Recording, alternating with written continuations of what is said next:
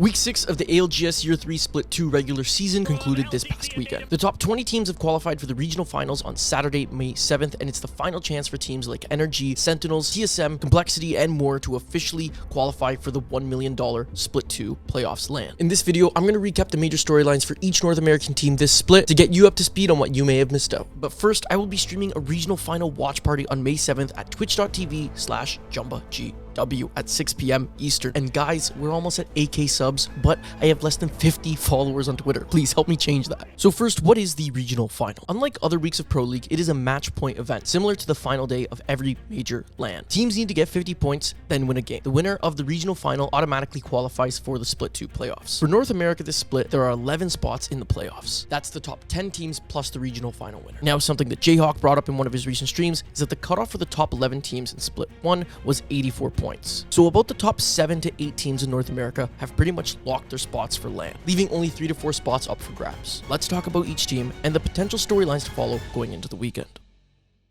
And first is XSET, formerly Team Liquid. They put on perhaps the most dominant regular season performance we have seen in North America. Nocturnal is really proving to be a world-class IGL, and the addition of Sykes on controller has been great for them, as he currently sits in 3rd for kills, missing a tie for 1st by 1 kill. XSET faced quite a bit of adversity over the last year during the time that Liquid was leaving Apex, so to fortunately find a new home and continue to perform this well has been nothing short of amazing. They're also one of the most consistent teams on LAN, with strong performances under their belt, taking 2nd in the Year 2 Split 2 playoffs and 4th in the Year 3 Split 1 playoffs. If they get on match point again, it's a good chance that we can see them finally close it out. Their focus in regional finals will be fighting for the 1st place prize against Optic. Optic in Year 2 was one of the best teams. Even after losing Verholst and picking up Noct on such short notice, they played unreal. And despite only placing 4th at the Split 2 playoffs, they died in 3rd place in the final game while on match point. They were one fight away from winning it all. However, they started to face troubles with a rough performance in Year 2 champs and then not even qualifying for the Year 3 Split 1 playoffs. Additionally, in the start of 2023, Duplex had to step down due to family matters. That being said, they were able to pick up Dropped, a veteran when it comes to Apex and professional battle royales. He became their new IGL and has helped them back to the top as they currently sit 2nd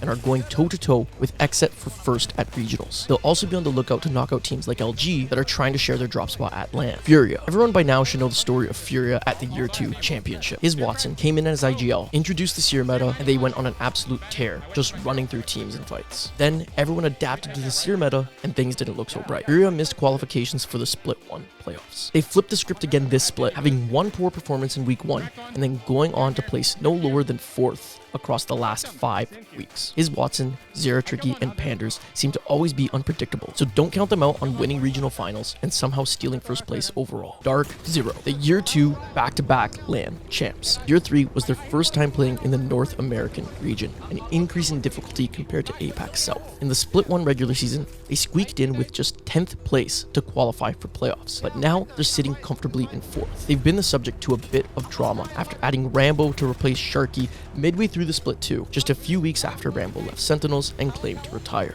So while I was finishing editing this video, tech from MeatLovers tweeted out that DarkZero would be poaching one of his teammates, Zainu. And that means that Rambo has been dropped from DarkZero's team. Zainu is an up-and-coming controller player, and he's a young kid, only 17 years old. I'll talk more about how this affects MeatLovers when I get to their team, but for Zainu, this is a huge opportunity. Things are heating up over drop spots for DarkZero. This year, TSM took Lava Siphon from them, and since DarkZero already qualified for LAN, there is talks that they might contest TSM during regionals. But more on this when I get to TSM. Glytch Energy, or as a lot of people call them, General Electric because of the abbreviation GE. This team consists of Vayne, Aiden the Destroy, and Reeds. Vayne was formerly with 100 Thieves and won the Year 1 ALGS championship. Aiden and Reeds have been competing together since 2021. However, Year 3 is the 1st time Reeds has played in Pro League. This split has been a breakout performance for them, as prior to this, the trio hadn't placed very well. It's always exciting to see when a new org enters Apex and players who have been grinding the game for so long to start seeing some success. So if you're looking for a new team to root for, Glytch Energy can be your guys. Faze entered Year 3, bringing the legend Snipe down back to Apex. However, the first roster of Alb, SlurpG, and Snipe in Split 1 did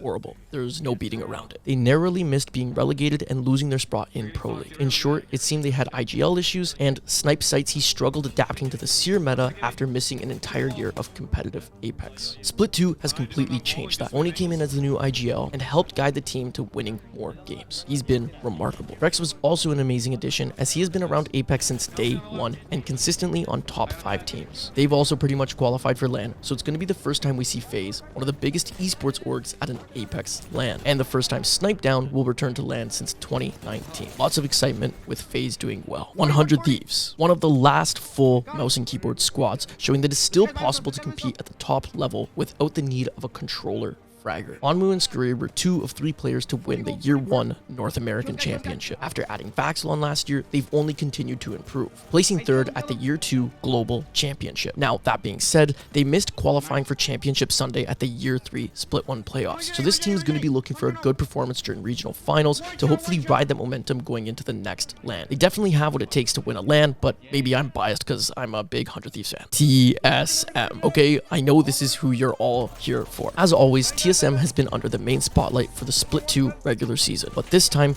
it's for their troublesome performance. Nerfs to Horizon and the introduction of the Catalyst Seer meta put the reigning LAN champions in a tough spot this split. For most of the split, it looked like TSM was not going to qualify for the next LAN. Al seemed to be giving up and even said that he would be stepping back from Apex a bit to help his mental health. However, like I told you guys in my TSM video, you can never doubt or count TSM out. If anyone has that clutch gene running in their veins, it's this team. In their final week of the regular season, they placed 1st, bumping them up to 8th overall. DarkZero is potentially looking to contest TSM at regional finals, but now that TSM's chances at LAN are so high, they are most likely going to back off. Hal also went on to shout out Verholst, Reps, and Raven for not giving up in a time that he was going through it, and attributes the win on week 6 to them stepping up. I just want to say, I personally felt defeated, and I know I was being a Demi Downer this entire time. Right, and I shouldn't be doing that as a teammate or as a teammate or a leader, but I want to just say out loud, like, I don't think we would win today if without them, to be honest. Like, they stepped up so much, like, it was actually insane, and I'm just happy they're my teammates because I was, the one that, like, kind of losing hope, and everybody else, kind of still stuck around, and I owe them everything for that. So if they place 13th at regional finals, they have an 80% chance of qualifying for LAN. So I don't want to jinx it, but we should see TSM in London once again. Luminosity. This is where we get into the territory of teams that may not qualify for LAN. LG is a great team. They had a legendary 23 kill win in the losers bracket at the Split 1 playoffs, which holds the record for the highest point win at an ALGS LAN. They've fallen to 9th, mostly due to sharing their drop spot with Optic the entire split. As I mentioned, Optic sitting in 3rd place, LG hasn't been able to win their contest very much. LG has just tweeted out that they will be going to fragment for regional finals and all future tournaments, this way avoiding the contest off drop with Optic. They aren't in huge trouble, but they will need a big day during regional finals to secure their spot.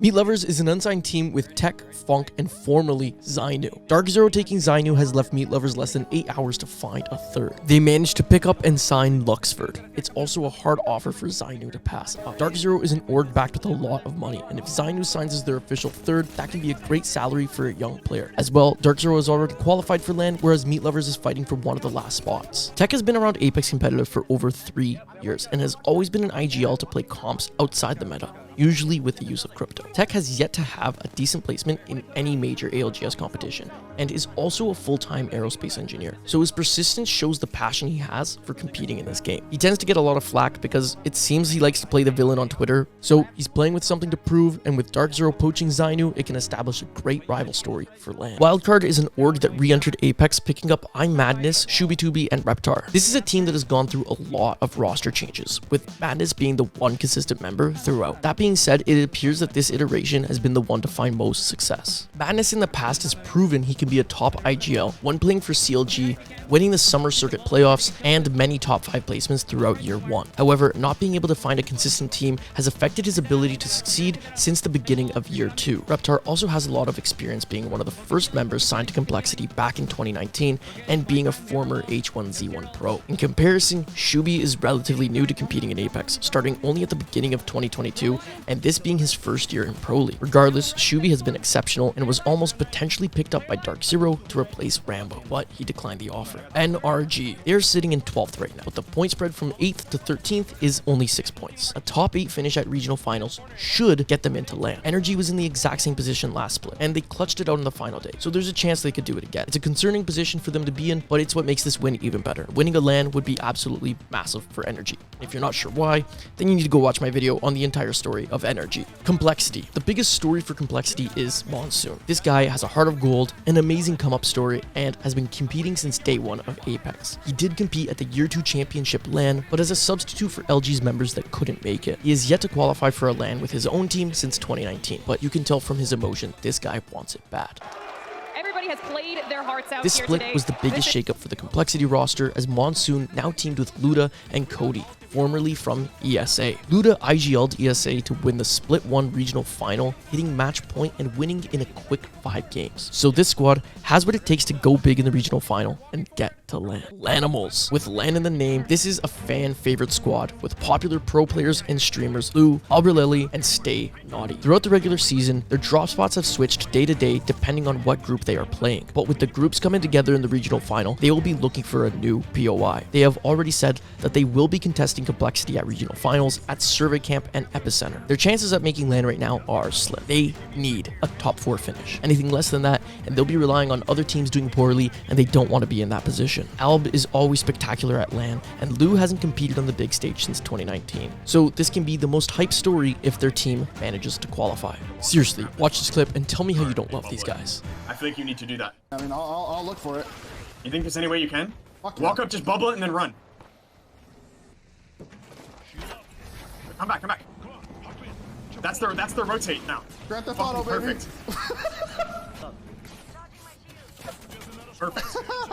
The last teams after this consist of Oxygen Esports, CLG, Sentinels, Elevate, Native Gaming, and Drug Free. Essentially, these teams need to win the regional final to get to LAN. They don't have enough points to move up to top 11 in the standings. The most notable team here is most likely Sentinels. It was the former roster of Guard consisting of RKN, Keon, and Rambo. The situation with Rambo leaving and changing meta is most likely the reason that the team struggled this split compared to their dominant performance in Split 1. However, Zenile has been fitting in well so far. Keon is a beast and RKN is a great IGL, so they can definitely shock everyone and win. Also, I want to thank Davis319 on the competitive Apex Reddit, who put this chart together for everyone's chances at making LAN.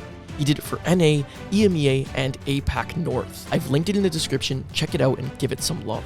If it's your first time here, you'll love any of the competitive Apex story videos I've done, so check them out and please subscribe.